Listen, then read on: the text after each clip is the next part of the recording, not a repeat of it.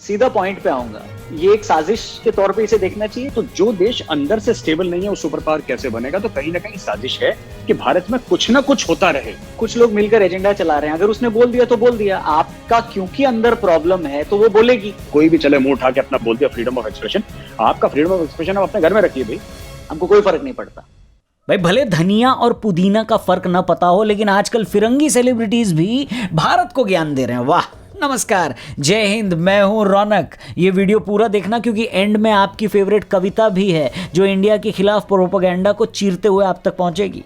और वैसे भी कल का दिन काफी एक्शन पैक्ड रहा। रिहाना से लेकर ग्रेटा तक और कनाडा से बुर्ज खलीफा तक, आई मीन मियां खलीफा तक, सबने जमकर भारत को डेमोक्रेसी पर ज्ञान बांटा। बताइए, पूरी दुनिया में इनका खुद का देश वॉर छेड़े हुए है और ये लोग ह्यूमन राइट का ज्ञान हमारे देश को दे रहे हैं, उंगली हमारे ऊपर उठा रहे हैं। बेचारी हाउ डेयर यू वाली दीदी ग्रेटा फैंटम बनने के चक्कर में होमवर्क वाली चिट्ठी लीक कर डाली और अच्छे खासे प्लान का सत्यानाश कर दिया। लेकिन यहाँ पर बात खाली ट्वीट की नहीं है, बात खाली प्रोपेगेंडा की नहीं थी, बात एक बड़े खेल की है जिसकी शुरुआत अब हो चुकी है। बात अब हमारे देश की ग्लोबल इमेज की है और बात इसकी है कि भारत अपने मुद्दे खुद सुलझाएगा या दुनिया के सेलिब्रिटीज हमको सिखाएंगे कि देश कैसे चलाएं।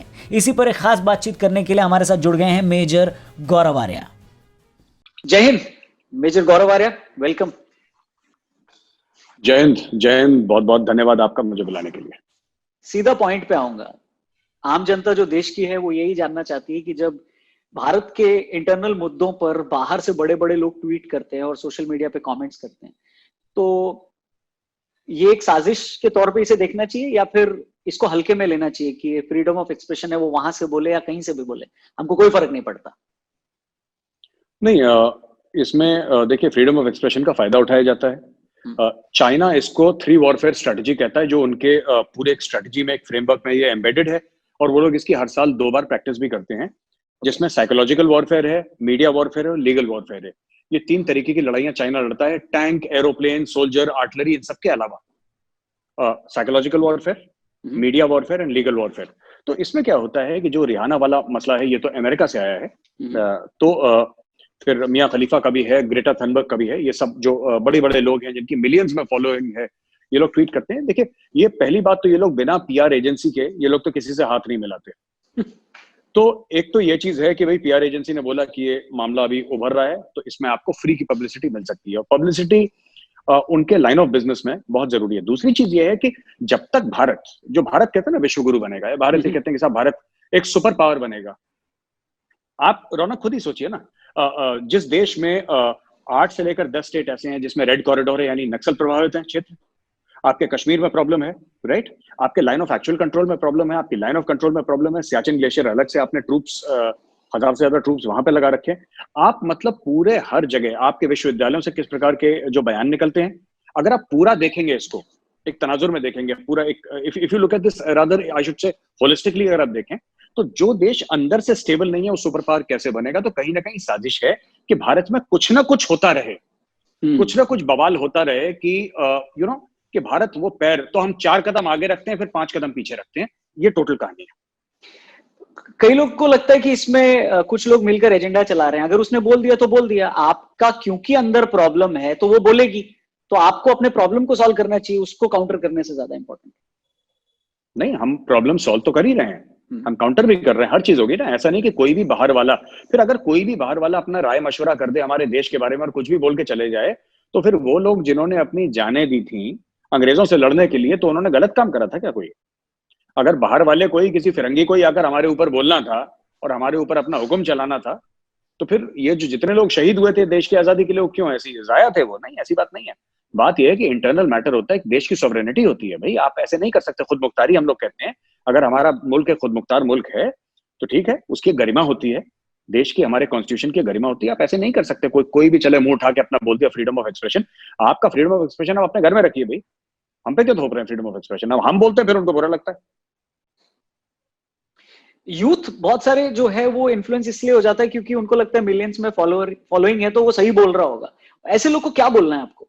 क्या कहना चाहेंगे आप ऐसे लोग? नहीं, मुझे देखिए, मिलियंस ऑफ फॉलोअर्स तो ऐसे बहुत सारे लोग हैं जिनके मिलियंस ऑफ फॉलोअर्स हैं। तो ऐसे इन्फ्लुएंस, मुझे ऐसा लगता है कि थोड़ा सा अकल का इस्तेमाल करें, थोड़ा सा अपने इल्म का इस्तेमाल करें, अपनी नॉलेज का, ज्ञान का इस्तेमाल करें और एक आर्ग्यूमेंटेटिव माइंड, सिर्फ ओपिनियन देना बड़ी बात नहीं है, उस ओपिनियन के पीछे तथ्य क्या है, ये बहुत जरूरी। तो हमारे यूथ से तो मैं ये आग्रह करूंगा, हाथ जोड़ के विनती करूंगा कि भाई आप लोग जरा सोचें समझें कि कौन है रिहाना, रिहाना का क्या एक्सपर्टीज है। रिहाना ने फार्म लॉज पढ़े हैं, रिहाना को पता है फार्म लॉज में क्या लिखा है, कैसा लिखा है, क्या है प्रॉब्लम, ये क्यों करे गए हैं, ये सब नहीं पता।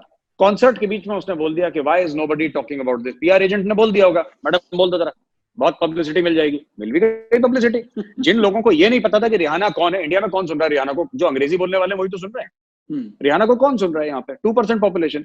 अब आधे हिंदुस्तान को पता लग गया कि रिहाना जैसा नाम का भी एक कोई व्यक्ति है, there is some lady by the name of Rihanna. अब जो नहीं जानते तो अब पता लग गया उनको, तो उसका काम अचीव हो गया। उसने एक ट्वीट से अपना काम अचीव कर लिया कि आधे हिंदुस्तान में रिहाना का नाम अब लोग जान रहे हैं।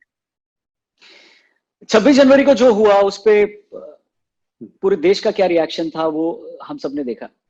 एक फौजी होने के नाते आपने अभी थोड़े टाइम पहले कहा कि इस देश को आजादी दिलाने के लिए इतने सारे लोगों ने बलिदान दिया, और आजादी मिलने के बाद सिर्फ उस तिरंगे के लिए इतने सारे लोगों ने अपनी कुर्बानी दी। तो जब उसका अपमान होता है, इतना बड़ा बवाल हो जाता है, वो भी 26 जनवरी के दिन, तो क्या एक फौजी होने के नाते कैसे क्या आता है मन में? रौनक, आप कभी मेरे साथ चलिएगा, मैं आपको दिल्ली में, अगर आप देख भी चुके होंगे, एक बार मेरे साथ चलिएगा, मैं आपको दिखाऊंगा नेशनल वॉर मेमोरियल एक फौजी की नजर से। नेशनल वॉर मेमोरियल में रौनक तकरीबन 25,000 से ज्यादा नाम लिखे हैं, जो कि आजादी के बाद इस देश पे जिन्होंने अपनी जान दी इस तिरंगे के लिए, 25,000। और उतने ही नाम नेशनल पुलिस मेमोरियल में लिखे हुए हैं, उतने ही नाम। तो देश की आजादी हमें मिल गई 15 अगस्त 1947 को, ये काफी नहीं है। उस आजादी को बरकरार रखना है, उसको बनाए रखना है, और उसके लिए उतने ही लोगों ने अपने सर कटाए हैं, उतने ही लोगों ने अपनी जानें दी हैं। तो ये सिर्फ ये कह देना किसी नेता का कि ये बड़ा दुखद है और हिंदुस्तान को बुरा लगा, मुझे बुरा नहीं, मेरे तो आंखों में खून चढ़ गया था 2 मिनट के लिए। तो मैंने बोला ये तो बहुत बुरी चीज हुई है, इसका हिसाब चुकाना होगा, ये आप ऐसे नहीं कर सकते। वैसे गौरव आर्य, भारत के पीछे इतनी प्लानिंग क्यों हो रही है, इतनी साजिश क्यों हो रही है, इतने सारे मुल्क क्यों पड़े हुए हैं, क्या मेन कारण क्या है? जी, मैं आपको बताता हूँ रौनक। हुआ यह है कि जैसे ये होता है ज्यादातर एनजीओ के थ्रू, ये होता है ज्यादातर एमनेस्टी इंटरनेशनल जैसे, एमनेस्टी इंडिया जैसे ऑर्गेनाइजेशन के थ्रू, फोर्ड फाउंडेशन के थ्रू। सिर्फ चीन नहीं करता ये अमेरिका भी करता है।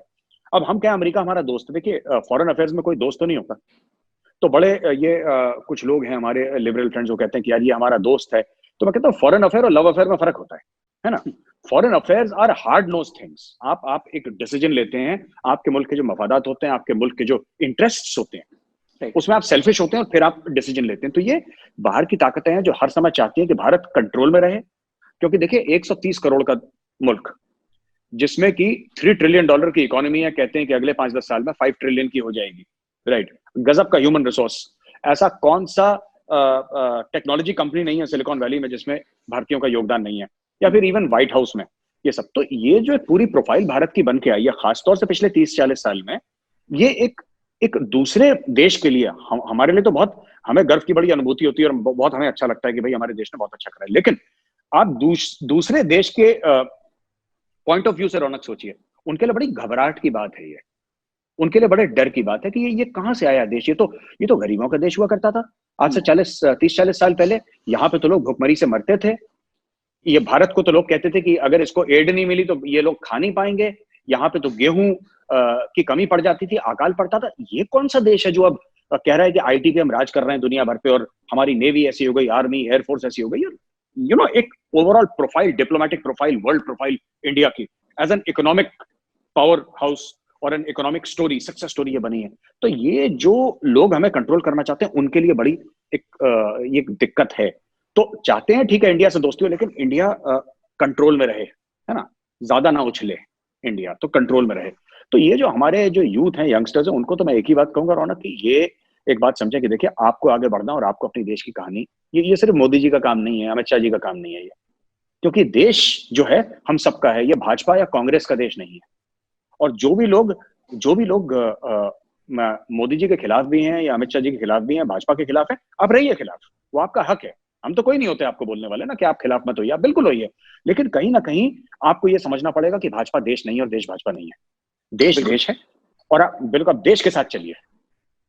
फाइनल क्वेश्चन, बहुत सारे लोग ऐसी भाषा बोलते हैं, चाहे वो पब्लिक फोरम में हो, चाहे वो न्यूज डिबेट्स में हो, चाहे वो सोशल मीडिया पे हो, उनका लैंग्वेज और जो देश के बाहर रहकर देश को तोड़ने वाला लैंग्वेज वो बहुत सिमिलर लगता है। और उनके खिलाफ अगर आप बोलो तो आपको एक पार्टी विशेष का टैग कर दिया जाता है। सो ये एक बहुत, और इस चक्कर में बहुत सारे लोग उनके खिलाफ बोलते नहीं, क्योंकि वो तो मुंहफट होते हैं, वो फट से बोल देते हैं। रौनक, उन लोगों के पास जो बोलते हैं उनके पास कुछ हारने के लिए नहीं है। मैं आपको एक बात बता, क्योंकि वो इतना हार चुके हैं, 16 चुनाव हारने के बाद क्या कर, आप बताइए ना, आप क्या चाह रहे हैं उनसे? सब साफ हो गए, बिल्कुल गद्दी साफ हो गई, जो बाप दादा की सीट थी अमेठी की वो हाथ से अब क्या करेंगे? तो आपको कुछ ना कुछ तो भाई बोलना है। आप चुनाव नहीं जीत सकते, आप कुछ काम नहीं कर सकते, तो साहब आपको कुछ ना कुछ तो ऐसा बोलना है कि आप चर्चा में रहें, आप सोशल मीडिया पे बने रहें, आप उसके 9 बजे शाम को आपके ऊपर डिबेट हो, क्योंकि अगर डिबेट नहीं होगी तो लोग आपको भूल जाएंगे। तो आपको कुछ ना कुछ ऐसा करना है जो पाकिस्तान बोलता है या चीन बोलता है, आपको कुछ ना कुछ लगातार ऐसी बात करनी है, चाहे फिर उससे आपकी खुद भद पिटे, लेकिन आपको न्यूज में रहना है। ये भूख है। और ये जो हम लोग कहते हैं ना, जो न्यूज साइकिल होती है हमारी, टीवी खास तौर से, ये एक दानव है, भूखा दानव है, इसको खुराक चाहिए 24 घंटे, इसको खुराक चाहिए। तो जब भी कोई ऐसी मुंह से कोई बोलता है तो खुराक बन जाती है। Perfect, thank you very much Major Gaurav Arya हमसे बात करने के लिए। आगे भी आपसे बातचीत होती रहेगी। जय Hind sir. Thank you very much. जय Hind. Thank you very much.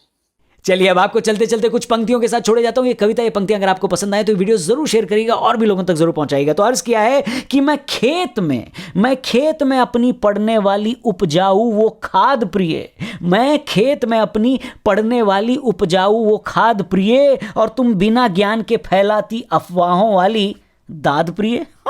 अरे तुम गाती हो अंग्रेजी में पर टॉपिक चुनती देसी हो, अब पूरा भारत देख रहा तुम कितनी बड़ी कलेसी हो। अरे तुम सोशल मीडिया पर देती हो ग्रेटा वाला ज्ञान प्रिय, पर खुद ही खुद का कर देती हो लीक सारा प्लान प्रिय। How dare you. अरे तुम पॉप का शोर शराबा हो, मैं गीत गजल का फैन प्रिय। अरे तुम